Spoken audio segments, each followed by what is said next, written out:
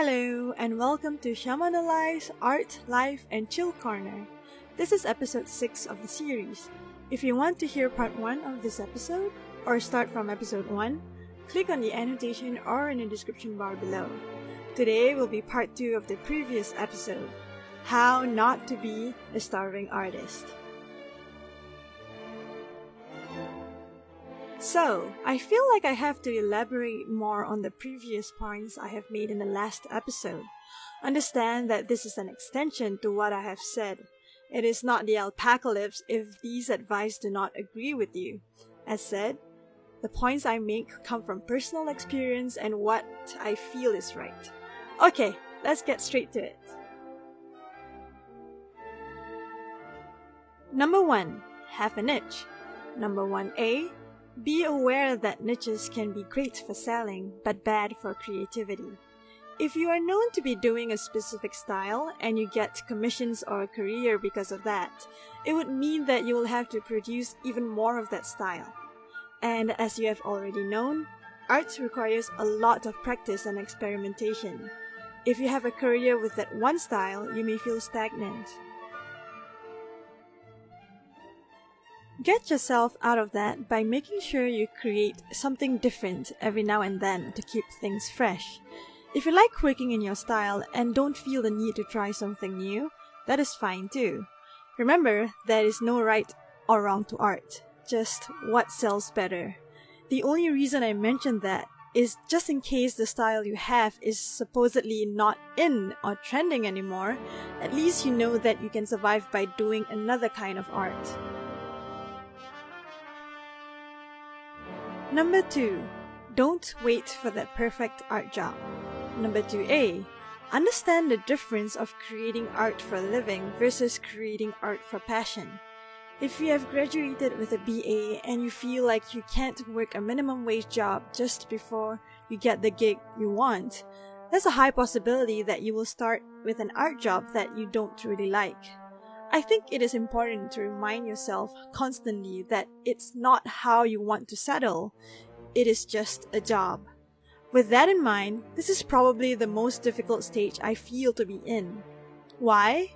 Because after 8 hours every day doing some art you don't fancy, you have to go home and keep working on your personal art to work towards the future you want. I have been stuck in that phase for a while, and I did get out of it. But that said, I currently feel like that again. As my goals are changing with time, I still feel like I have to keep working on my personal art. If having a bad art job strains you of creative energy and or inspiration, maybe it's best to leave the industry for a while and work something completely unrelated before you get the right mindset again. Finally, number 3. Make art your hobby until you get good to make it your business. Number 3A. Know what you're worth. This is such a difficult topic to tackle because everyone views this differently. This is also important that you don't tie your self-worth with the art you create or the things you have achieved. Believe me, I've been there and I still am sometimes struggling with that. It is not a healthy psychological state, and you can't make good art that way.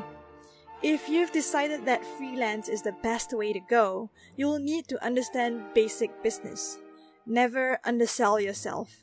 It is a little difficult to explain this, but let me throw in some numbers for finance's sake.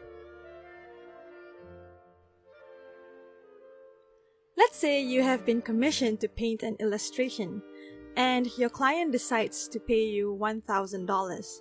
Just using round numbers here. When you're new to the business, you'll be like, oh cool, that's a lot of money. But 2 weeks down the road, and you have put in over 100 hours into it, your client is still asking for changes. Then when you finally completed it, you realize that you've logged in 120 hours of work in that just one painting. That is basically about $8.50 an hour, probably not even minimum wage for some countries out there. I have linked a good site down below for information when starting to freelance, Always remember to break it down to see what you're going to receive in the end is a fair price for yourself and your client. I hope that part 2 of how not to be a starving artist helps to clarify the points I have said last week. Comment below on topics you would like me to discuss. If you like this video, please subscribe to Totally Legit Science. Thanks for watching. See you next time.